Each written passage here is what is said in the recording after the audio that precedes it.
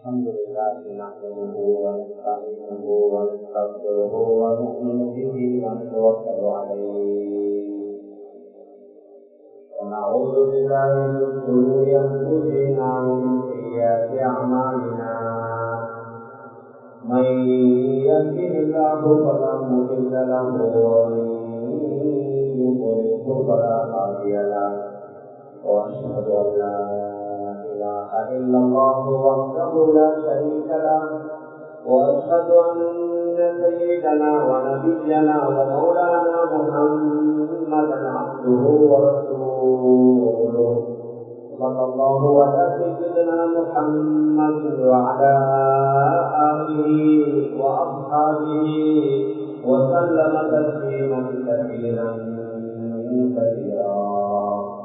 وقد قال الله سبحانه وتعالى في محكمه التنزيل والفرقان الحميد بعد اعوذ بالله من الشيطان الرجيم بسم الله الرحمن الرحيم ثم جعلناك على شريعة من الامر فاتبعها ولا تتبع الاهواء الذين لا يعلمون. وقال النبي عليه الصلاه والسلام تركتكم على المحجة البيضاء ليلها كنهارها لا يزيغ عنها الا هالك. صدق رسول الله صلى الله عليه وسلم. அளவற்ற அருளாளரும் அன்புடையோருமாகிய எல்லாம் வல்ல அல்லாஹு சுப்ஹானஹு வ தஆலா அவனுக்கு அனைத்து புகழும் உரித்தாகுகிறார். அல்லாஹ்வினால் படைத்து உலகத்தில் அனுப்பி வைக்கப்பட்ட மனித இனத்திற்கு சீரான நேரான நல்வழியை காட்டுவதற்காக அல்லாஹ்வினால் அனுப்பி வைக்கப்பட்ட நபிமார்கள் ரசூல்மார்கள் அனைவர்களுக்கும் தலைவராக உத்தரவியாக கடைசியாக உலகத்திற்கு வருகை தந்து இவ்வுலகத்தில் தான் வாழ்ந்து கொண்டிருந்த காலங்களில் தனக்கு ஏற்படுகின்ற எண்ணற்ற இன்பங்களை சந்தோஷங்களை மகிழ்ச்சிகளை பொருட்படுத்தாது ஒவ்வொரு நிமிடமும் பின்னாலும் தனது சமூகத்திற்காக சமுதாயத்திற்காக உழைத்து பாடுபட்ட என்று உயர்வுடைய ரசூலுல்லாஹி ஸல்லல்லாஹு அலைஹி வஸல்லம் அவர்கள் மீதும் அவர்களை தொடர்ந்து பின்பற்றி வாழ்ந்த அத்துறை நல்லடியார்கள் மீதும் அல்லாஹ்வின் சாந்தியும் சமாதானமும் என்றென்றும் உண்டாவதாக. அல்ஹம்துலில்லாஹ். கணித்திற்குரிய பெரியார்களே, அன்பிற்குரிய கணவர்களே, சகோதரர்களே, அல்லாஹ் சுப்ஹானஹு வ தஆலா மனித சமுதாயத்தை படைத்து அவர்கள் உலகத்துல வாழும் காலத்தில் அவர்களுக்கு என்னென்ன தேவைகள் ஏற்படுமோ அந்த தேவைகளை பூர்த்தி செய்வதற்குரிய சாதனைகளையும் முழுமையாக படைத்து ஆசிராவிலேயும் அவர்கள் உயர்ந்த பாக்கியங்களை அடைய வேண்டும் என்பதற்காக நபிமார்களையும் ரசூல்மார்களையும் அவ்வப்போது அனுப்பி வைத்து அவர்களுக்கு சரியான நேரான வழியை ஒவ்வொரு காலகட்டத்திலையும் அல்லாஹ் காட்டிக் கொண்டே இருக்கிறார். மறுமுறையில் அவர்கள் சுபீட்சமாக வாழணும், கட்டுப்பாட்டுடன் வாழணும், அமைதியாக நிம்மதியாக வாழணும். உலகத்தில் வாழும் பொழுது இவ்வாறு வாழ்வதற்கு அவர்கள் அல்லாஹ்வால் தரப்பட்ட தீனை சரியாக முழுமையாக பின்பற்றி நடந்தால் அவருக்கும் அவரை சூழ வாழக்கூடிய மக்களுக்கும் அல்லாஹ் பாதுகாப்பையும் அமைதியையும் ஏற்படுத்துவான். இதற்கு மாற்றமாக யாராவது ஒருவர் எனக்கு மாற்றம் தேவையில்லை அல்லது எனக்கு மதம் தேவையில்லை, என்னை நான் விரும்புகின்ற மாதிரி வாழ விடுங்கள் என்று சொல்லிக் கொண்டு மக்கள் வாழ ஆரம்பித்தால் அவர்களால் தான் உலகத்தில் பிறகுகிறேன், அவர்களால் தான் அந்த பகுதியிலே அமைதியற்ற சூழல் ஏற்படும். அவர்கள் நான் நினைத்தபடி வாழணும் என்று சொன்னால் எனக்கு சரியாகவும் தேவையில்லை, மாற்றமும் தேவையில்லை, அல்லது பிற மதத்தவர்களின் சிலர் எனக்கு எந்த மதமும் தேவையில்லை, நான் விரும்புகின்ற மாதிரி வாழ்வோடுண்டா அவர் சொல்லாமல் தன்னுடைய மனோ இச்சையை தான் கடவுளாக இருந்திருக்கிறார். அதைத்தான் நம்ம கூறுகின்றான்.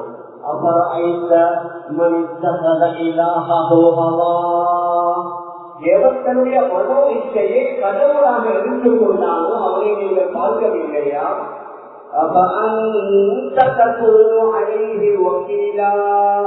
அவருக்கு நீங்கள் பாதுகாவலர்களாக இருப்பீர்களா என்று நம்முடைய தலைவர் ஹஜ்ரத் ரசூலுல்லாஹி ஸல்லல்லாஹு அலைஹி வஸல்லம் அவர்களை பார்த்து அல்லாஹ் கேட்கின்றான். அதனால்தான் உலகத்தில் வாழக்கூடிய கிட்டத்தட்ட 700 கோடி மக்களே 84% மனிதர்கள் ஏதாவது ஒன்றை பின்பற்றி வாழ்கிறார்கள். 200 கோடிக்கும் அதிகமான மக்கள் அல்ஹம்துலில்லாஹ் நம்முடைய தீனை ஷரியாவை பின்பற்றி வாழ்கிறார்கள். அவர்களை போன்று இன்னும் பலர்கள் ஏதாவது ஒரு மதத்தை பின்பற்றி வாழ்ந்து கொண்டிருக்கின்றார்கள். ஒரு 14% எங்களுக்கு மதமும் தேவையில்லை, மார்க்கமும் தேவையில்லை, நாம் நினைக்கின்ற மாதிரி வாழ்வோம் என்று கூறுபவர்களால்தான் உலகத்தில் அதிகமான பிரச்சனைகள். மேலான பெரியார்களே, அன்புக்குரிய கணவான்களே, சகோதரர்களே, அதனால நாம் பார்க்கலாம் ஹஜ்ரத் ரசூலுல்லாஹி ஸல்லல்லாஹு அலைஹி வஸல்லம் அவர்களையும் அல்லாஹ் ஒரு அழகான வழியில தான் நடத்தாற்றினான். நபி அவர்கள் நபிமார்களுக்கு எல்லாம் தலைவர், ரசூலுமார்களுக்கு எல்லாம் தலைவர், மாற்று கருத்து இல்லை. ஆனால் நபி அவர்கள் கூட சுயமாக தான் விரும்பிய மாதிரி அவர்கள் வாழவும் இல்லை, அவர்கள் மார்க்கத்தை கற்பிக்கவும் இல்லை. அவர்கள் மார்க்கத்தும் எந்த விடயமாக இருந்தாலும் வகையை கொண்டுதான் மக்களுக்கு சொல்வார்கள். குர்ஆனில் அல்லாஹ் மிக தெளிவாக கூறுகின்றான்,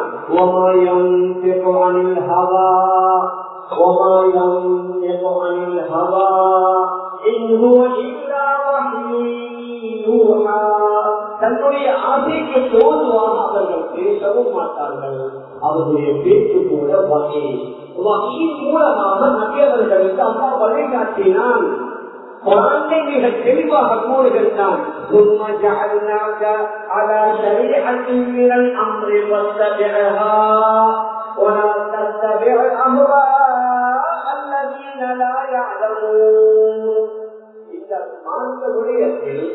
உங்களை ஒரு அழகான வழியில பாதையில நாம் ஆக்கியிருக்கிறோம். அந்த பாதையை அந்த வழியை தான் நீங்கள் பின்பற்ற வேண்டும். தன்னுடைய மனோ இச்சையை பின்பற்றக்கூடிய அறியாதவர்களுடைய வழியை நீங்களும் பின்பற்றக்கூடாது. செய்தனால் ரசூலுல்லாஹி ஸல்லல்லாஹு அலைஹி வஸல்லம் அவர்களுக்கும் அல்லாஹ் வழிகாட்டினான். அவர்களையும் இந்த ஷரியாவுடைய அடிப்படையில வாழ வைத்தான். உலகத்தில் நாங்கள் பார்க்கலாம், இந்த நாட்களே வாழக்கூடிய பெரும்பான்மையினர் அவர்கள் ஒரு மத அனுஷ்டானத்தை பின்பற்றி தான் வாழ்கிறார்கள். அவர்களுக்கு பஞ்ச தீவை என்று ஒன்று இருந்தது, அதை அவர்கள் தொடர்பு பண்ணுகிறார்கள். கிறிஸ்தவர்களை எடுத்துக் கொண்டோம் என்றால் அவர்களுடைய 10 கட்டளைகள் பழைய ஏற்பாட்டிலே இருக்கிறது, அதை அவர்கள் பின்பற்றுகின்றார்கள். கிட்டத்தட்ட அதே மாதிரி தான். மேலான பெரியார்களே, சகோதரர்களே, எதை சொல்ல வருகிறோம் என்றால், ஏதாவது ஒன்றுக்கு கீழே ஒருவர் வாழ்ந்தால் தான் கட்டுக்கோப்புடன் அமைதியுடன் கட்டுப்பாட்டுடன் வாழ்வார். அந்த அடிப்படையில தான் நமக்கு அல்ஹம்துலில்லாஹ் தரப்பட்டிருக்கின்றது. புனிதமான ஷரீஅவுடைய அடிப்படையில நாம் வாழவும், ஷரீஅவை படிக்கணும், மற்றவர்களுக்கு நாம் அதை எட்டி வைக்கவும் வேண்டும். இது உலகத்தில் வாழக்கூடிய ஒவ்வொரு முஸ்லிமுடைய ஒரு தார்மீக கடமை. ஆனால் சமீபத்தில் ஏற்பட்ட ஒரு துரதிஷ்டம், ஏற்பட்ட அந்த சஹரானுடைய பிரச்சனை, அந்த பிரச்சனையின் மூலமாக அவர்கள் அதற்கு முன்னாலே 2014 அவர்கள் ஆரம்பித்து விட்டார்கள். பெரும்பான்மை இடத்திலே இருந்த எல்லோரும் ஒரு சில இனவாதிகள், மேலும் அந்த ஒரு 5% இருப்பார்கள். அவர்கள் பல வருடங்களுக்கு முன்னாலே சங்கடம் கட்டி இஸ்லாம் வேர்ல்ட் கேன்சர் என்றே அவர்களுக்கு மத்தியில் இந்த செய்தியை பரப்பினார்கள். உலகத்தில் ஆகப்பெரிய ஒரு கேன்சர் என்ற இஸ்லாம் தான். உலகளாவிய மக்களுக்கு கேன்சர் போன்று ஒரு ஆபத்தான நோய் என்றால் இஸ்லாம் அதை வளரவிடக் கூடாது என்ற ஒரு திட்டத்தை வைத்துத்தான் கடந்த காலங்களில் பல வேலைகளை அவர்கள் செய்து இஸ்லாம் வளரக்கூடாது, இஸ்லாம் முன்னேறக்கூடாது, இஸ்லாமிய முறைப்படி இஸ்லாமியர்கள் வாழக்கூடாது என்பதனால இஸ்லாத்திற்கு எதிராக பலவிதமான பொய்யான பிரச்சாரங்களை செய்ய ஆரம்பித்தார்கள். அவர்களால் வைக்கப்பட்ட மிக முக்கியமான பிரச்சாரம் தான் இஸ்லாத்துல யாராவது விபச்சாரம் செய்தா அவருக்கு கசைகளை அடிக்கணும் அல்லது அவரை கண்ணால் அடித்துக் கொள்ளும், கொலை செய்தால் அவர்களுடைய கழுத்து வெட்டப்படுகின்றது. இஸ்லாமிய பெயர்களை வைத்து வெளிநாடுகள் செய்த ஒரு சில நிகழ்வுகளை காட்சி பாருங்கள். இஸ்லாத்துல அன்பு இல்ல, இரக்கம் இல்ல, கருணை இல்ல, மனிதாபிமானம் இல்ல, நிருகத்தனம் கொண்டவர்கள் என்றெல்லாம் உலகத்தில் நடந்த சில நிகழ்வுகளை ஆதாரமாக வைத்து இஸ்லாம் என்றாலே அது ஒரு வகையான கடினமான போக்கி என்ற பிரச்சாரத்தை மேற்கொள்ள ஆரம்பித்தார்.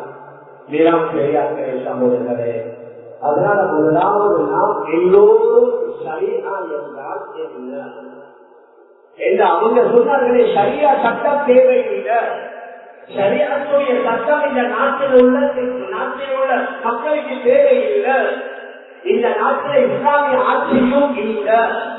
இந்த நாட்டில் குற்றங்கள் செய்தால் அவர்களுடைய தண்டனைகள் நிறைவேற்றுவதற்கு எங்களுக்குரிய அந்த உரிமையும் இல்லை. இந்த நாட்டில் உள்ள முஸ்லிம்களுக்கு மூன்று ரைட் உரிமைகள் தான் தரப்பட்டிருக்கு. அல்ஹம்துலில்லாஹ். எல்லா மூலாதியார்கள் அவர்கள் அதை எங்களுக்கு பெற்று தந்தார்கள். ஒன்று NMDA, முஸ்லிம் விவாகரத்து சட்டம். இரண்டாவது நம்முடைய மஸ்ஜிதுகளை வக்ஃப் செய்யக்கூடிய சட்டம். மூணாவது சொத்துரிமை சட்டம். யாராவது மரணித்து விட்டால் இஸ்லாமிய முறைப்படி அவர்களுடைய சொத்தை பங்கு வைக்கக்கூடிய சட்டம். மேற்கத்திய பல நாடுகள்ல, ஆஸ்திரேலியாவுல, கனடாவுல, யூகேல பல நாடுகளில் உள்ள முஸ்லிம்களுக்கு கூட இந்த சட்டம் இல்லை. வக்ஃபுடைய சட்டம் அவர்களுக்கு இன்னும் கொடுக்கப்படல. விவாகரத்துடைய சட்டங்கள் கொடுக்கப்படல. இந்த மூன்றுக்குத்தான் எங்களுக்கு பாராளுமன்றத்தை அனுமதி தரப்பட்டிருக்கிறது. தவறு செய்தால் திருடினால் கையை வெட்டுவது, அதே மாதிரி விபச்சாரம் செய்தால் கசையடி அளிப்பது, எங்களை நாட்டில் தண்டனைகள் வழங்குவதற்குரிய உரிமை முஸ்லிம்களுக்கு கொடுக்கப்படல. ஆனால் பொய்யான பிரச்சாரங்களை செய்து இஸ்லாம் என்றாலே கழுத்தை வெட்டுவதும் தலையை வெட்டுவதும் என்ற பொய்யான பிரச்சாரங்கள் செய்யப்பட்டது. அதுல என்ன செய்த சகோதரர்கள் கூட அவர்கள் சரியாக விளங்காததனால் அவர்கள் சொல்வது சரிதான். அப்படி இருக்கக்கூடாது அல்லவா, இப்படி அல்லவா இருக்க வேண்டும் என்று பேசியவர்களும் இருக்கிறார்கள். நாம் எதை சொல்ல வருகிறோம் என்றால் நேரம் சுருங்கி உள்ள நேரம் பாங்கு 12:25 நாங்கள் பயான் ஆரம்பிக்க போதே 12:45 ஆகிவிட்டது. எதை சொல்ல வருகிறோம் என்றால் முதலாவது ஷரியாக நாங்கள் விளங்குவோம். நிலம் பெரியார்களே, சகோதரர்களே, ஷரியா என்றால் மிக முக்கியமான விடயங்களுக்கு உத்தரவாதம் அளிக்கப்படும். முதலாவது நம்முடைய அக்கீதா, நம்முடைய கொள்கை, நம்முடைய நம்பிக்கை அது முழுக்க அல்லாஹ் மீதிடம் தோணும். அல்லாஹ் அல்லாத யாரையும் எவரையும் எதனையும் எந்த சந்தர்ப்பத்திலும் நாங்கள் நம்பவும் கூடாது, அவர்களிடம் உதவிகளை பெறவும் கூடாது. முதலாவது நம்பிக்கை ஏகத்துவம். அதற்கு மாற்றமாக இணை வைப்பது. நபி அவர்கள் கூட இணை வைத்தாலும் அவங்கள நல்ல விஜயங்கள் அழிந்து விடும் என்று அல்லாஹ்வே சொல்லிவிட்டார். لئن أشركت ليحبطن عملك ولتكونن من الخاسرين. محمد صلى الله عليه وسلم நீங்கள் இணை வைத்தால் உங்களுடைய அமலும் வீணாகிவிடும், நீங்களும் நஷ்டவாதர்கள் என்றும் ஆசைப்படுவீர்கள். அதனால முதலாவது நம்பிக்கை, நம்முடைய விசுவாசம், அது நம்முடைய ஷரியாவுடைய மாநிலே அதை உறுதிப்படுத்தவும், அது பலமாக இருக்கவும். இஸ்லாத்தை ஏற்க ஒருவர் அவர் தாண்டோரித்தனமாக இஸ்லாத்தை விட்டு மதம் மாறினால் அவருக்குரிய தண்டனைகள் தான் செய்கின்றது. அதற்கு பின்னால் நம்முடைய உயிர் யாரும் நாங்கள் யாரும் நமக்கு உயிருக்கு நாங்கள் நீங்களும் சொந்தக்காரன் அல்ல. இந்த உயிரை தந்தவன் அல்லாஹ். நாங்கள் யாரும் எங்களை மாய்த்துக் கொள்ளக் கூடாது. சமீபத்தில் நான் நினைக்கிற இலங்கை நாட்டில தான் ஒரு பாடசாலையை படிக்கக்கூடிய ஒரு மாணவி அவர் மெட்ராஸுக்கு போவதற்கு பணம் இல்லை என்று சூழ்நிலை பண்ணின அந்த நிகழ்வு 2 வாரங்களுக்கு முன்னால கேள்விப்பட்டிருக்கீங்க. ஆரம்ப காலத்தில் எங்களோட நாட்டில இல்ல, ஆனா இப்ப கொஞ்சம் கொஞ்சமா எங்களோட சமூகத்திலே வருது. அவர்கள் விரும்பவர்களை அடைய முடியாது, அதற்காக சூழ்நிலை வேறாவது நஷ்டங்கள் ஏற்பட்டா அவர்கள் தங்களுடைய உயிர்களை மாய்த்துக் கொள்வது இஸ்லாத்தில் அறவே அதற்கு அனுமதி இல்லை. எங்களோட உயிர் நாங்களும் எங்களை மாய்த்துக் கொள்ளேதான். அநியாயமாக வேற யாரையும் அநியாயமாக கொல்லவும் வேதா, கொலை செய்யவும் வேதா. மிக பயங்கரமான எச்சரிக்கை.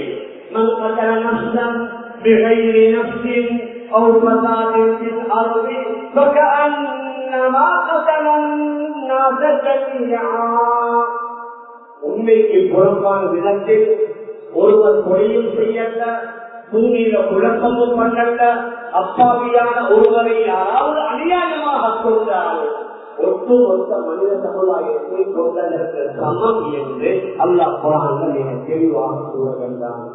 அதனால ஒருவரை கொலை செய்யாமல் விட்டுவிட்டு அவரை வாழ வைத்தால் உலக மக்களை வாழ வைத்ததற்கு சமம்.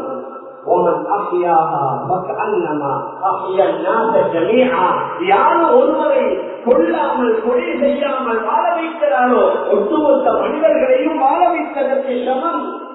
அதனால நம்முடைய நம்பிக்கைக்கு உத்தரவாதம், நம்முடைய உயிருக்கு உத்தரவாதம், நம்முடைய பொருளுக்கு உத்தரவாதம். நம்முடைய பொருள் அதற்கு நாம் தான் சொந்தக்காரன். யாரும் அபகரிக்கேலா, யாரும் அதை கொள்ளையடிக்கேலா, யாரும் அதை திருடிக் கொண்டு போக முடியாது. அதனால தான் அதற்கு வேறு வகையான தண்டனைகள் வைக்கப்பட்டிருக்கிறது. நம்முடைய மானம் அது பாதுகாக்கப்படணும், நம்முடைய சுய கௌரவம் பாதுகாக்கப்படணும்.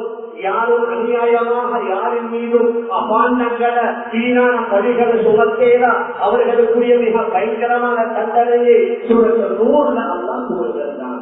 அதே மாதிரிதான் நம்முடைய பகுத்தறிவு, நம்முடைய அறிவு, ஆற்றல், பகுத்தறிவு அல்லாஹ் மிக முக்கியமான ஒரு ஞானத்தை ஒரு பாக்கியம்.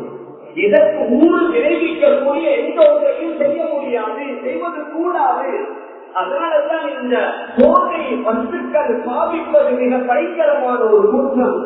அதற்குரிய தண்டனைகள் மிக பயங்கரமானது. எங்களோட நாட்டை கூட சிங்கப்பூர் போன்ற கேரளா போன்ற நாடுகள்ல சின்ன அளவு போதை பொருள் இருந்தாலும் மிக பயங்கரமான மரண தண்டனையை கொடுக்கின்றார்கள். அதை பற்றி யாரும் பேசுறதில்லை. மேற்கத்திய நாடுகள்லையும் கொலைகள் இருக்குது. அவங்க வேணும்னா இன்ஜெக்ஷனால கொலை செய்வாங்க, அல்லது வேறு வகையில கௌரவ கொலைகளை செய்வாங்க. கௌரவமான கொலையாம் அல்லது இன்ஜெக்ஷனால கொலையாம். அந்த கொலைகள் கொலைகளாக விரும்புவதில்லை. இஸ்லாமிய சில நாடுகள்ல மாத்திரம் அவர்களுக்கு தடுத்து வச்சு கொலை செய்யப்பட்டால் பாருங்க நிர்கத்தனம் கொண்ட மார்க்கம் என்றெல்லாம் கூறுவார்கள். பெரியார்களே, அன்பிற்குரிய நலவான்களே, சகோதரர்களே, போதை பாவனையினால ஒருவருடைய அறிவு, ஆற்றல், திறமை, ஆண்மை, உடல் பலம், சிந்தனைய சக்தி எல்லாமே படி போய் வெறும் சடலமாக தான் காட்சி தருவாரு. அதனால்தான் அவருடைய பகுத்தறிவும் பாதுகாக்கப்படணும். அதற்கு பங்கம் விளைவிப்பது மிக பயங்கரமான ஒன்று தண்டனை ஏற்படுத்தப்பட்டிருக்கிறது. அதே மாதிரி இஸ்லாமிய நம்முடைய வம்சம், நம்முடைய பிச்சனம், நம்முடைய சந்ததி அது நல்ல முறையில வளரணும். எந்த பிள்ளையாக இருந்தாலும் அந்த பிள்ளைகளுடைய வாப்பாவும் உம்மாவும் உறுதிப்படுத்தப்படணும். ஏற்கத்திய நாடுகளில் பல லட்சக்கணக்கான பிள்ளைகள் அவர்களுக்கு யாரு வாப்பான்னு தெரியாது. ஏன்? விபச்சாரத்தில் தினாவுல பிறந்த பிள்ளைகள். அதனால்தான் இஸ்லாம் தடை செய்திருக்கிறது. சரியான சுத்தமான அலாலான முறையில தாராள திருமணம் செய்யுங்கள். ஆனால் அறமான தவறான முறையில விபச்சாரங்களில் ஈடுபடுவதன் மூலமாக எக்கச்சக்கமான நோய்கள், எய்ட்ஸ் போன்ற பயங்கரமான உயிர்கொல்லி நோய்கள், அதோட லட்சக்கணக்கான குழந்தைகளுக்கு தந்தை யாருந்தே தெரியாத அளவுல அந்த பிள்ளைகளுக்கு சொத்துல பங்கு கிடைக்குமா? அந்த பிள்ளை பெண் பிள்ளையாக இருந்தா பாப்பா வழியாக வரையணுமா? ஏதாவது. ஏன்? பாப்பா யாருன்றே தெரியாது. அதனால் அவன் வழியாக வர முடியாது. பாப்பாவுடைய பங்கிற சொத்து கிடைக்காது. இந்த மாதிரியான பலவிதமான விபரீதங்கள் இருப்பதனால்தான் இஸ்லாம் விபச்சாரத்தை ஹராமாக்கி இருக்கிறது. வேளாண் பெரியார்களே சகோதரர்களே, நாம் சுருக்கமாக சொன்னால் ஷரீஅா என்றால் நம்முடைய கொள்கை, நம்முடைய நம்பிக்கை, நம்முடைய உயிர், நம்முடைய பொருள், நம்முடைய மானம், நம்முடைய இஸ்லாமிய சந்ததிகள், இவைகள் அனைத்திற்கும் உத்தரவாதம் அளிக்கப்பட்டிருக்கின்றது. இந்த முறையில் இவர்கள் வாழ்ந்தால்தான் இவைகளுக்குரிய பாதுகாப்பு கொடுக்கப்படும். இதற்கு மாற்றமாக வாழக்கூடிய நேரத்தில் அந்த இஸ்லாம் ஷரீஅா என்பதற்கு தவறான விளக்கங்கள் கொடுக்கப்படுவதனால தான் இவைகள் தடை செய்யப்பட்டிருக்கிறது.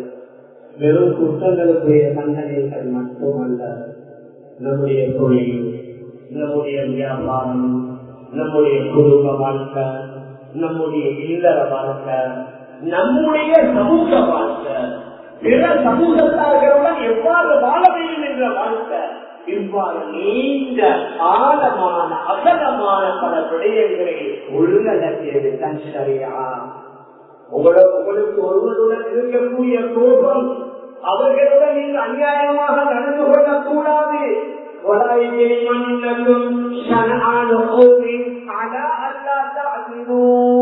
ஒரு கூட்டத்துடன் இருக்கக்கூடிய விரோதம், குரோதம், அவர்களுடன் நீங்கள் அதாவது அநீதமான முறையில் நடப்பதற்கு உங்களை தூண்டிவிட வேண்டாம். யாராக இருந்தாலும் நீதமாக நேர்மையாக நடவுங்கள். சமூகத்துடன் எவ்வாறு வாழும், பிற சமூகத்தார்களுடன் எவ்வாறு பழகும், மேலான பெரியார்களே சகோதரர்களே, இவைகள் அனைத்தும் நம்முடைய ஷரீஅவுடன் மிக தெளிவாக சொல்லப்பட்டிருக்கிறது.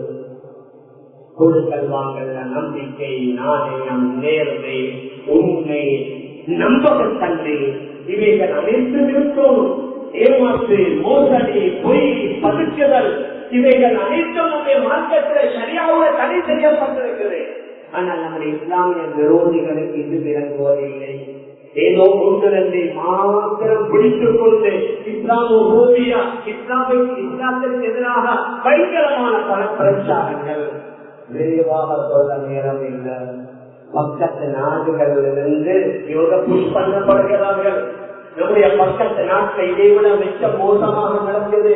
அவளுக்கு தெரியும், பல 500-600 வருடமாக இருந்த ஒரு மஸ்ஜித் அது உடைக்கப்பட்டு இப்ப அவர்களுடைய மத அடிப்படையில் ஒரு கோயில் கட்டப்பட்டிருக்கிறது. பகிரங்கமாக பட்ட பகல்ல மஸ்ஜிதுகள் புல்டோசர்களை வைத்து உடைக்கப்படுகின்றது.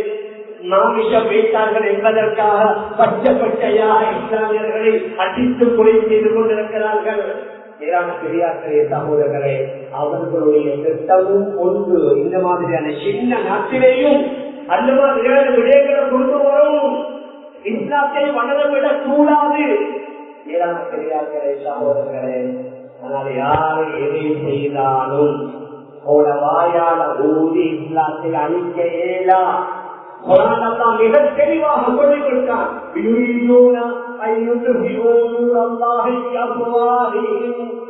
வாயால ஊதி அல்லாஹுடைய நூரை அழிக்கலாம் என்று பார்க்குகின்றார்கள்.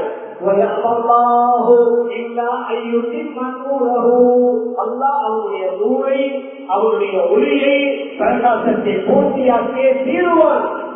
ஆனால் அவருடைய இஸ்லாம் பாதுகாக்கப்படுவதற்கு, அவருடைய ஷரீஅா பாதுகாக்கப்படுவதற்கு நானும் நீங்களும் பங்காளிகளாக இருப்போம்.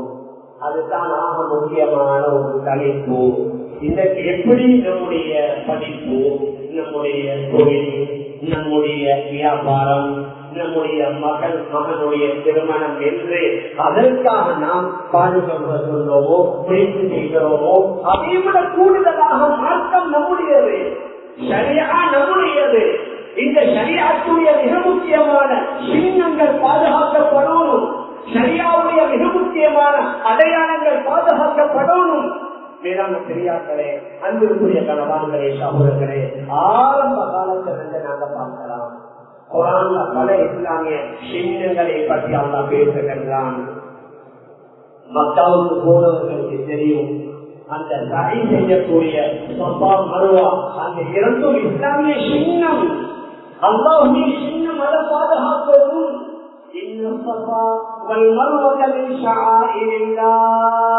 நிச்சயமாக சஃபாவும் மர்வாவும் அல்லாஹ்வுடைய சின்னங்களில் உள்ள சின்னம், அதை பாதுகாக்கவும். அச்சுடைய காலத்துல கொடுக்கிற உபதியா இஸ்லாமியர்களுடைய மிக முக்கியமான ஒரு அமல் ஒரு இபாதா.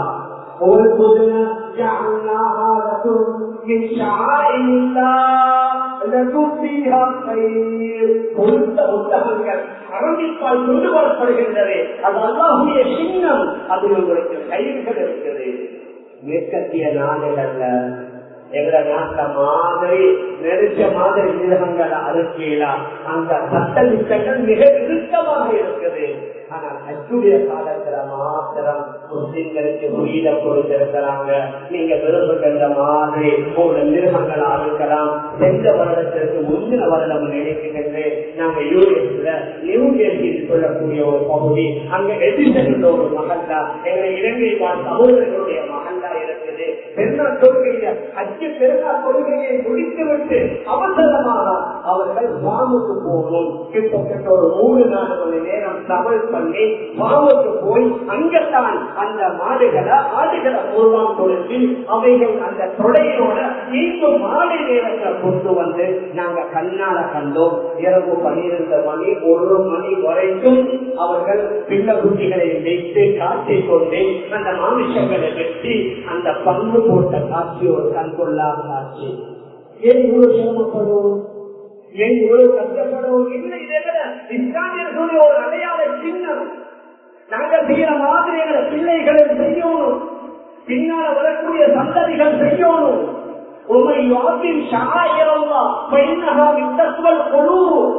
யாராவது அல்லாஹ்வுடைய சின்னத்தை எவர் கண்ணியப்படுத்துகின்றாரோ அவருடைய கல்புல தக்குவா இருக்குகின்றது என்பதனுடைய அடையாளம். கடந்த காலங்களில் நாங்க பார்க்கலாம், ஒரு சிலர் மிருகங்கள் விலை கூடினதுனால சோசியல் மீடியாவில் நாங்க பார்த்தோம். இப்ப ஆடு மாடுகளுடைய விலை கூடி வச்சு அதனால் இவ்வளவு கஷ்டப்பட சொல்றாங்க. நீங்க அதற்கு மாற்று ஈடாக தொழிலாளர்களுக்கு ஹெல்ப் பண்ணுங்க, மாற்று ஈடாக படிக்கிற மாணவ மாணவிகளுக்கு உதவி செய்யுங்க, விதவைகளுக்கு உதவி செய்யுங்க, மாற்று கருத்தில தாராளம் செய்யலாம். ஆனால் ஒரு ஆளை இல்லாமலாக்கிவிட்டு இன்னொரு ஆளை செஞ்சாங்க சொல்றாங்க. உங்களோட ஆடம்பரமான செலவுகளை வேண்டுமென்றா குறைச்சிட்டு விதவைகளுக்கும் படிக்கிற மாணவ மாணவிகளுக்கும் மற்றவர்களுக்கும் தாராளம் செய்யுங்க. ஆனால் வருடத்தில் ஒரு முறை அந்த அமல் அந்த கையாமல் வரைக்கும் பாதுகாக்கப்படும். அது இஸ்லாமிய சின்னம், அது இஸ்லாமிய அடையாளம். ஐந்தாள தொழுகைக்கு சொல்லக்கூடிய பாங்கு அது இஸ்லாமியர்களுடைய மிக முக்கியமான ஒரு அடையாளம். அதனாலதான் நாங்க பார்க்கலாம், கொரோனாவுடைய காலத்துல மத்தியில சில நாட்கள் ஜமாத்துடைய கொள்கையே இல்லை, மத்தியில் இழுத்து மூடப்பட்டிருந்தது. ஆனால் தொழுகையுடைய நேரத்தில் பாங்கு சொல்லப்பட்டது ஏன்? அது முஸ்லிம்களுடைய மிக முக்கியமான ஒரு சின்னம். அதனால் அது இல்லாமலாக்கப்படக்கூடாது.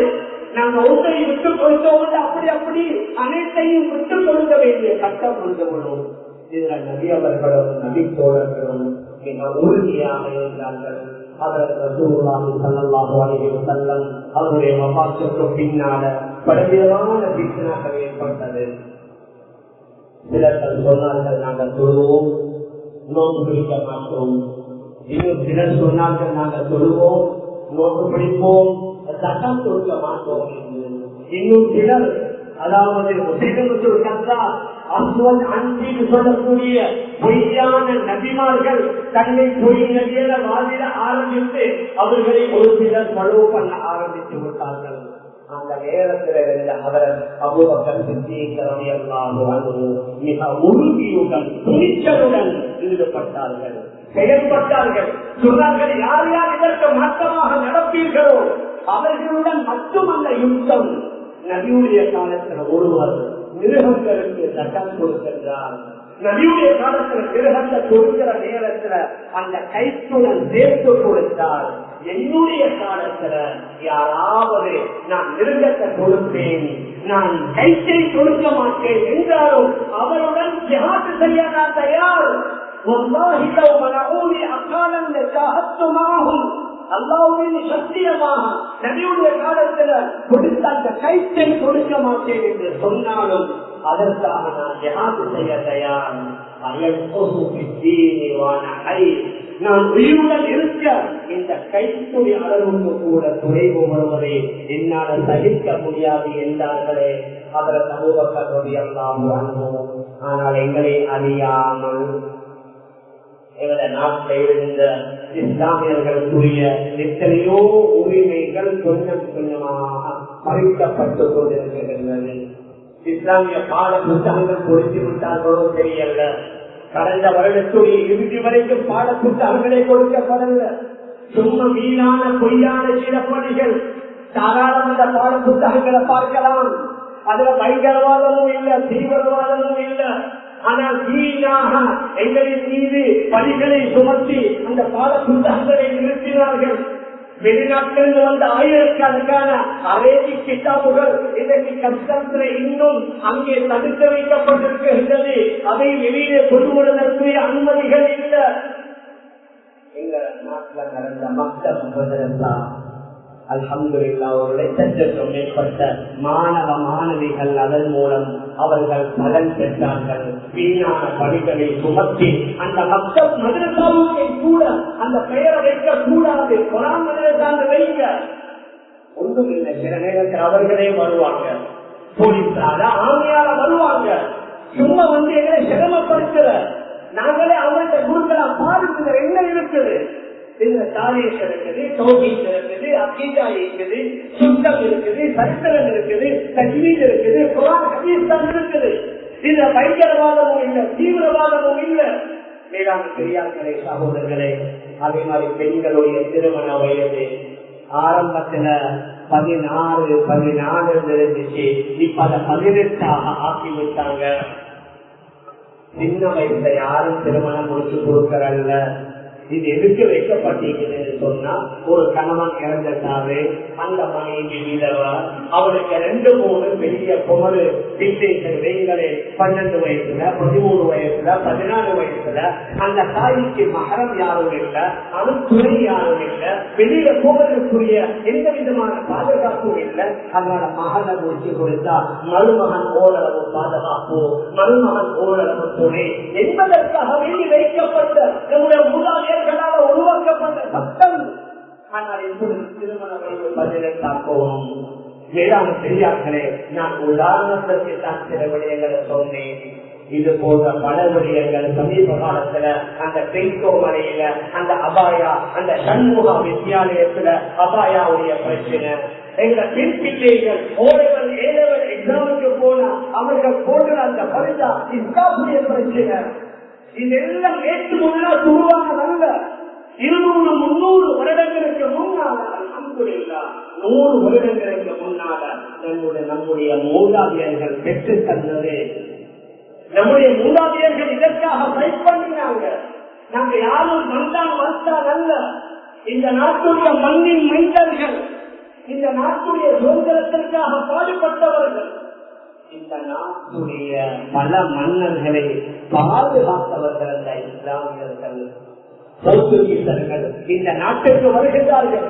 இந்த நாட்டை சுரண்டார், இந்த நாட்டை கொள்ளையடிக்க வந்த நேரத்தில் அந்த மாயால் என்று சொல்லக்கூடிய அரசனுடன் மிக முக்கியமாக இந்த இஸ்லாமிய படைகளில் யாரு குஞ்சலி மலைக்காரன் ஒருவர் இருந்தார். அதே மாதிரி இன்னும் ஒருவருடைய பேர், அந்த 2 பேருடன் சேர்ந்து ஆயிரக்கணக்கான முஸ்லிம்கள் அந்த போர்த்துகீசர்களுக்கு எதிராக இலங்கை சுதந்திரத்திற்காக பாடுபட்டார்கள். உசதி மறைக்கார், அதாவது பச்சை மறைக்கார், சிங்கனி மறைக்கார், அவருடைய தூண்டி இன்று வரைக்கும் மல்வாவில ஞாபகார்த்தமாக வைக்கப்பட்டிருக்கிறது. வாப்பிச்சு மறைக்கார். மேலான பெரியார்களே, சகோதரர்களே, அவர் இந்த நாட்டில் செய்த வேலைகள் 1-2 அல்ல. அதே மாதிரி இன்னும் பலர்கள் பிபி ஜாயாவாக இருக்கலாம், வாப்பிச்சு மறைக்காராக இருக்கலாம். இன்னைக்கு நாங்கள் இருக்கலாம் இந்த மருதானையில் உள்ள ரயில்வே ஸ்டேஷன், இத கட்டிடது யாரு? சாமி மறைக்கார் என்று சொல்லக்கூடியவர். கொழும்பில் உள்ள மியூசியம், ஒரு நாட்டில் உள்ள மிக முக்கியமான ஒரு நாட்டுடைய முதுகெலும் கொண்ட மியூசியம், அதை கட்டி கொடுத்தது யாரு? அல்லாமா வாப்பிச்சு மறைக்கார் தான்.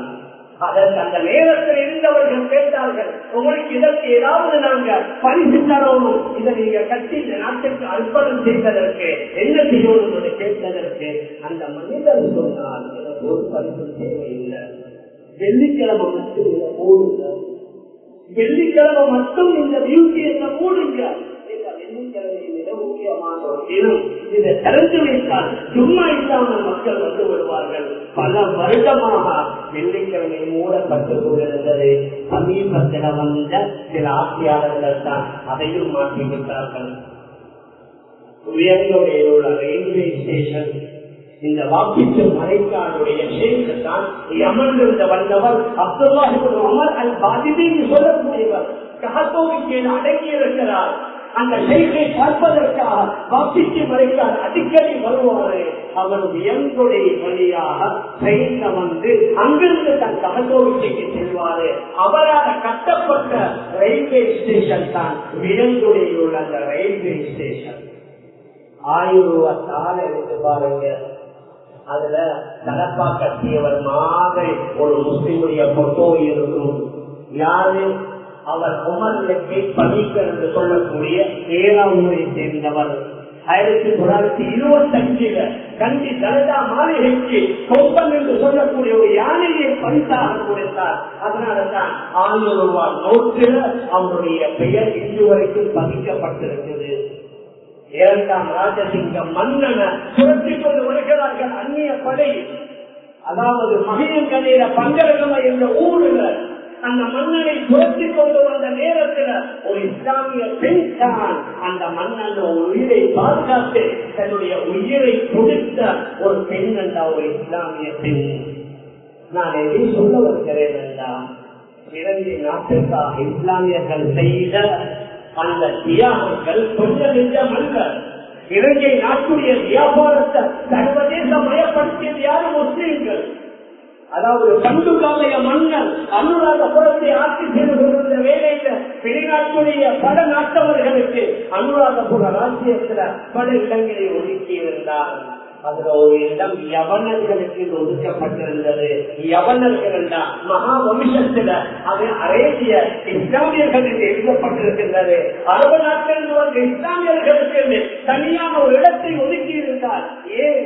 அவர்தான் இலங்கை திருநாட்டுடைய மிக முக்கியமான வாசனை திறமைகளை சர்வதேச மயப்படுத்திய பெருமை முஸ்லிம்களுக்கு உள்ளது. வேளாண் பெரியார்களே, சகோதரர்களே, பல மன்னர்களுடைய தூதுவர்களாக திகழ்ந்தவர்கள் இஸ்லாமியர்கள். ஏன்? அவர்கள் இருந்த பண்பொழி ஆட்கள், அவர்கள் இருந்த கடல் மொழி பயணம், அவர்கள் இருந்த நம்பிக்கை நாணயம், பல மன்னர்களுடைய தூதுவர்களாக, பல மன்னர்களுடைய வைத்தியர்களாக இவ்வாறு நாங்கள் பார்த்தோம்டா இலங்கை நாட்டிலே வாழ்ந்த நம்முடைய முன்னோர்கள் இந்த நாட்டுடைய பாதுகாப்பு, இந்த நாட்டுடைய பொருளாதாரம், இந்த நாட்டுடைய அதே மாதிரி மக்களுடைய ஆரோக்கியம், இன்னொரு பல விடயங்களில் முஸ்லிம்கள் பங்கெடுத்ததனால்தான் ஆங்கிலேயர்கள் இந்த நாட்டுக்கு சுதந்திரம் கொடுக்கும் போது எப்படி கொடுத்தார்கள்? சிறுபான்மையினர் அவரவர்களுடைய மத சுதந்திரத்துடன் தான் இந்த நாட்டிற்குரிய சுதந்திரம் கொடுக்கப்படுகின்றது.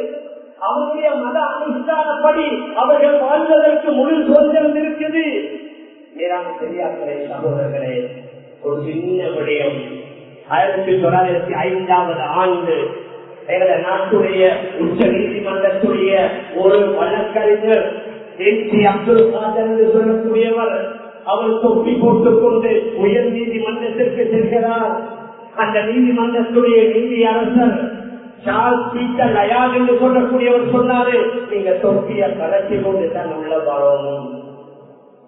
ஆனால் இவர் சொன்னார், இல்ல, இதைகளை முஸ்லிம்களுக்குள்ள ஒரு உரிமை, இஸ்லாமியர்களுடைய ஒரு சின்னம், அடையாளம். அவர் கேட்கல. அதற்கு பின்னால் அவருடைய வீடு தொலை சென்றிருந்தது. மிக முக்கியமான 30க்கும் மேற்பட்ட முக்கியஸ்தர்கள் அவருடைய வீட்டிற்கு சென்று அவரை தனியாக சந்தித்தும் கேட்டார்கள், இந்த தொப்பியுடைய ரைட்ஸை நீங்க மறுக்க கூடாது. அவர் பிடிவாதமாக இருந்தார். அதே 1905 டிசம்பர் மாதம் 31ஆம் தேதி மருதான சாமிரா கொலை.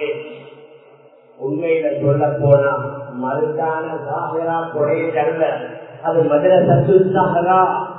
ஆரம்பத்தில் வசூல் செய்யப்பட்டது மதரசாவாகத்தான், பின்னால்தான் அது கொலேஜாக மாறிச்சு. அதற்கு பின்னால ஜமதக்கோடையில கையிலியான் இருக்குது. கைலியா பாடசாலை அது கூட மதரசங்களும் கைலியா தான். பின்னால்தான் பாடசாலைகளாக மாறிடுச்சு. எங்கள மூதாதையர்கள் அதை முதல்ல மதரசாவாக மக்கள் செய்தார்கள். பின்னால் அது மாற்றப்பட்டிருச்சு பாடசாலையாக. நாம் எதை சொல்ல வரோம் என்றால் 1905 டிசம்பர் மாதம் 31ஆம் தேதி அந்த மர்ஜான சாஹிரா காலேஜில் 30,000க்கும் மேற்பட்ட இலங்கையுடைய பல பாகங்களிலிருந்து வந்தவர்கள் என்ன செய்தார்கள்? ஒரு ஆர்ப்பாட்டத்தை செய்தார்கள். அந்த ஆர்ப்பாட்டத்தின் முடிவின் காரணமாக யூகேயிலிருந்து 1906 ஒரு மெசேஜ் ஒன்று வருது. முஸ்லிம்களுடைய அவர்களுடைய சின்னங்களில் கை வைக்காதீங்க. அவர்கள் பெற்று தந்ததுதான். பாடசாலைக்கு வரும்போது தொப்பி அணியலாம். பெண்கள் அவர்கள் பரிசா ஹிஜாப் அணிந்து கொண்டு வரலாம். ரமதானுடைய காலத்துல நோன்பு பிடிக்கிறதுனால விடுமுறைகளை கொடுக்கலாம். ஏதாவது பெரியார்களே, அன்பிற்குரிய கணவான்களே, சகோதரர்களே, தொப்பி போடுறது பருவோ வாஜிபோ அல்ல. அது ஒரு சுன்னா அல்லது அது எங்கட ஒரு மிக முக்கியமான சின்னம், அடையாளம். ஆனாலும் அந்த தொப்பியை கூட நம்முடைய மூதாதையர்கள் விட்டு கொடுக்கல. ஆனால் நான் எதையும் சொல்ல வாரேன்டா, எங்களை அறியாமல், எங்களுக்கு விளங்காமல் எங்களுக்குள்ள மிக முக்கியமான ரைட்ஸ்கள் கொஞ்சம் கொஞ்சமாக பறிக்கப்பட்டு கொண்டிருக்கின்றது. அதுல ஒன்று தான் மதரசாக்களுக்குரிய சட்ட திட்டங்கள். இலங்கையில மதரசாக்கள் அதிகம். மதரசாக்களை மூடணும். மேலான பெரியார்களே, சகோதரர்களே, இலங்கையில் 950 பாடசாலைகள், எத்தனையோ லட்சம் மாணவ மாணவிகள் பாடசாலைகள்ல படிக்கிறாங்க. மதரசாவுல ஓதக்கூடிய மாணவர்கள் வேணுமென்ற ஒரு 30,000 பேர் இருப்பாங்க. எதை சொல்றாங்க? மதரசாவின் மூலமாகத்தான் ஷரியாவே பாதுகாக்கப்படுது. இந்த ஷரியா பாதுகாக்கப்படுது என்றால் அது மதரசாக்களின் மூலமாகத்தான். மதரசாக்களை மூடிவிட்டால் ஷரியாவே ஆட்டம் காணும். ஆனா கவலை என்னண்டா, எங்கட சில சகோதரர்களும் அதற்கு ஆமாசாமி சொல்றதாம். மதரசாக்கள் கூடிருச்சு, அதை குறைக்கணும், அதை கட்டுப்படுத்தணும். ஒரு டிஸ்ட்ரிக்டுக்கு ஒரு மதரசா தான் தேவை. மேலான பெரியார்களே, சகோதரர்களே, அல்லாஹ் பாதுகாக்கணும். இவைகள் ஒவ்வொன்றிலையும் நாம் ஒவ்வொருவரும் கரிசனை காட்டணும். என்னுடைய தொழில், என்னுடைய வியாபாரம், என்னுடைய குடும்பம், என்னுடைய பிள்ளை என்பதை போன்று ஷரியா நம்முடையது. வெறும் வாயால பேசி ஷரியாத்தை பாதுகாக்கலாம், செயலால செய்யணும். இஸ்லாமிய சுன்னத்துகள் நம்முடைய வாழ்க்கையில பிரதிபலிக்கணும். நம்முடைய பெண்களுடைய வாழ்க்கையில அபாயா அது பிரதிபலிக்கணும். மேற்கத்திய நாடுகள் அல்ஹம்துலில்லாஹ், சில நாடுகளுடைய தலைநகரங்களை பார்த்தா கனடாவுல டொரண்டோ இருக்குது, அதே மாதிரி லண்டன்ல லெஸ்டர் போன்ற சில பகுதிகள் இருக்குது. அங்க சில பகுதிகளுக்கு போனா அது லண்டன் கனடா மாதிரி அல்ல, பாகிஸ்தானுடைய கராச்சி மாதிரி, இந்தியாவுடைய மும்பை மாதிரி. அந்த அளவுக்கு ஆண்கள்கிட்ட பெண்கள்கிட்ட இஸ்லாமிய அடையாளங்கள். நான் என்ன சொல்ல பாருங்க, இந்த நாட்டுல நாங்க இஸ்லாம் பேசுவதை கூட கூடுதலாக எங்களை செய்யல வரணும்.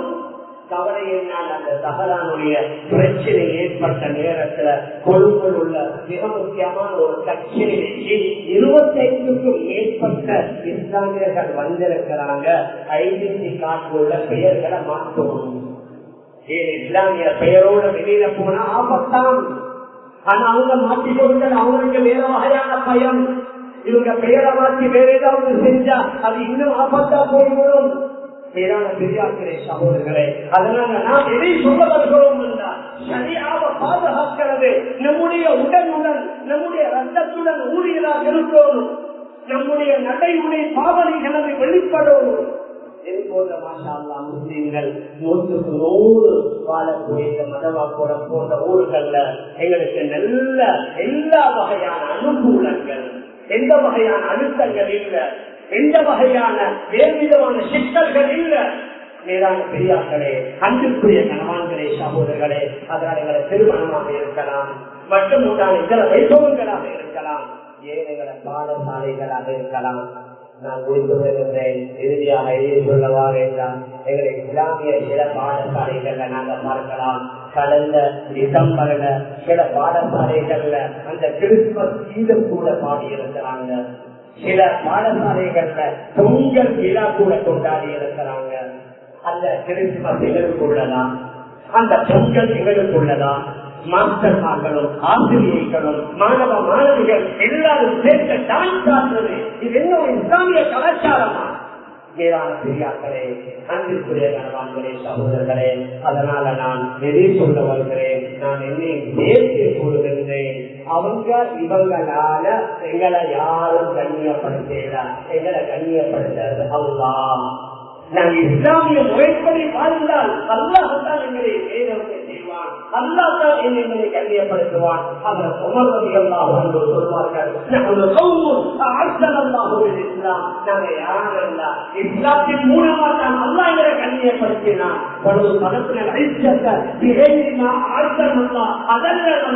நாங்கள் இஸ்லாத்தை விட்டுவிட்டு வேறொன்றின் மூலமாக கண்ணியத்தை செய்தியோம் அல்லாஹ் எங்களை கேவலப்படுத்துவான். இதற்கு சில அரபு நாடுகள் அந்த போக்குல தான் போறாங்க. மதுபான கடை தேவையா, மியூசிக்கல் ஷோ தேவையா, புது வருட கொண்டாட்டம் தேவையா, அங்கே அவர்களுக்கு என்னென்ன மேற்கத்தியவர்களுடைய கொண்டாட்டங்கள் தேவையா, அவங்க நினைக்கிறாங்க அதன் மூலம் கண்ணியம் இல்லவே இல்லை. இப்பொழுது கண்ணியம் மாதிரி தெரிந்தாலும் ஒரு கேவலம். தீனின் மூலமாக தான் அல்லாஹ் கண்ணியப்படுத்துவான், இஸ்லாத்தின் மூலமாக தான் அல்லாஹ் எங்களை உயர்த்துவான். மேலான பெரியார்களே, அன்பிற்குரிய கணவான்களே, சகோதரர்களே, அதனால நாங்க தீனை, இஸ்லாத்தை, ஷரியாவை முன்னால வைத்து அதில் உறுதியாக இருந்து எங்களுடைய நடவடிக்கைகளை மேற்கொண்டோம் என்றால் அல்லாஹ் உதவி செய்வான். அல்லாஹ் உதவி செய்ய நாடினா யாராலும் எவராலும் எதனாலும் எங்களை ஒன்றுமே செய்ய முடியாது. அந்த அடிப்படையில தீனுடைய ஷரியாவுடைய அடிப்படையில ஆண்களும் பெண்களும் சேர்ந்து நாங்கள் வாழ்வதற்கு எல்லாம் அல்லாஹ் நம் அனைவர்களுக்கும் தௌஃபீக் செய்வானாக. ஆகவே அல்லாஹ் நம் எல்லோருடைய பாவனை மன்னிப்பாயாக. நம்முடைய பெற்றோர்கள், உற்றார்கள், உறவினர்கள், முழு உலகத்தில் உள்ள அனைத்து இஸ்லாமிய ஆண்கள் பெற்றோருடைய பாவனை மன்னிப்பாயாக. விசேஷமாக வாழக்கூடிய சகோதரர்களை பாதுகாப்பாயாக. ஒரு 125 நாட்களுக்கு மேற்பட்ட நாட்களாக அவர்கள் அனைத்தையுமே இழந்து விட்டார்கள். அவர்களுக்கு தங்குவதற்கு வீடோ, நோய்க்கு மருந்தோ, ஆறுவதற்கு சங்கத்தையோ இல்லாமல் தகர்த்து கொண்டிருக்கிறார்கள். சவாதிகளுக்கு முடிவு கட்டி நம்முடைய இஸ்லாமிய சகோதரர்களுக்கு நீ உதவி செய்வாயாக. மேலும் கீழாலும் முன்னாலும் பின்னாலும் வலதாலும் இடதாலும் எல்லா வகையிலும் அவர்களுக்கு உதவி செய்வாயாக. இந்த நாட்டிலே வாழக்கூடிய நாம் எல்லோரும் எல்லா மக்களுடன் நாங்கள் சகவாக்குடன் சேர்த்து இணைந்து மார்க்க அடிப்படையில் வாழ்வது